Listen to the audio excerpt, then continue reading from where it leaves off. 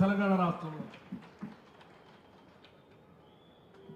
Advance technology centres ఐటీఐలు ఎప్పుడు పెట్టి పాడుబడి వదిలేశారు.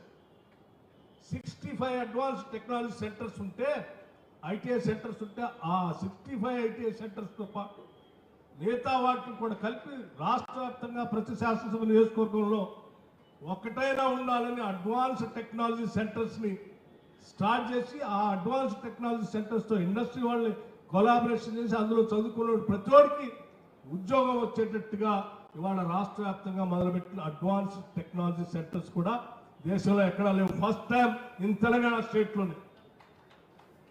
అట్లాగే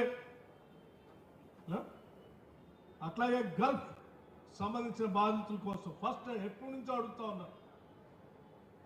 గల్ఫ్ కార్మికుల కోసం బాధితుల కోసం ఇంతవరకు ఏ ప్రభుత్వం పట్టించుకోవాలి, మన ప్రభుత్వం పట్టించుకొని వాళ్ళ ప్రత్యేకంగా నిధులు ఏర్పాటు చేసి ఒక వ్యవస్థను ఏర్పాటు చేసి ముందుకు పోతా ఉన్నాం.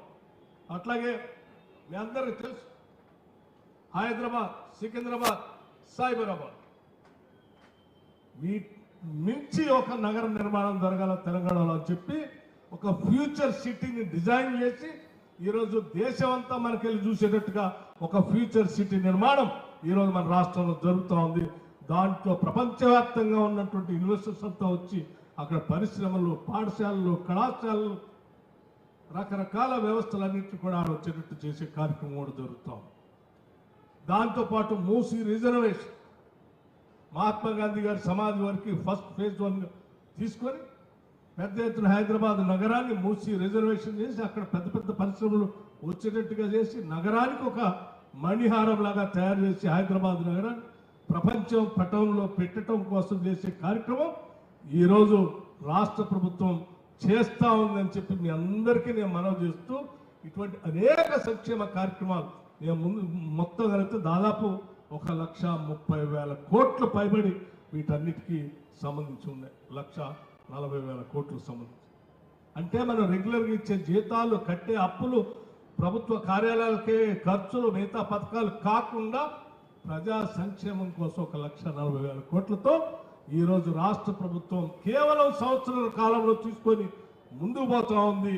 ఇవన్నీ కూడా మనం కరెక్ట్గా ప్రజల దగ్గర తీసుకొని వెళ్ళగలిగితే బహుశా కాంగ్రెస్ పార్టీకి అసలు తిరిగే ఉండదు. ఎవరు కాంగ్రెస్ పార్టీని ఆపలేరు. ఎందుకంటే ఇంతకంటే పెద్ద స్కీమ్స్ ఎవరు చేయలేరు, ఎవరి వల్ల కాదు. కాకపోతే ఏంటంటే మనమందరం మన ప్రభుత్వానికి సంబంధించిన దాన్ని పాజిటివ్గా ఈ చేసే కార్యక్రమాలు ప్రతి ఇంటికి తీసుకెళ్ళి ఇగో మీ ఇంట్లో ఇది వచ్చింది అని చెప్పగలిగేటువంటి పరిస్థితి. అంతెందుకు ఇప్పుడే ఇందాక పిసిసి ప్రెసిడెంట్ గారు చెప్తూ ఈ 2 విషయాలు కూడా మీరు స్పష్టంగా జనం దగ్గర తీసుకోవాలి.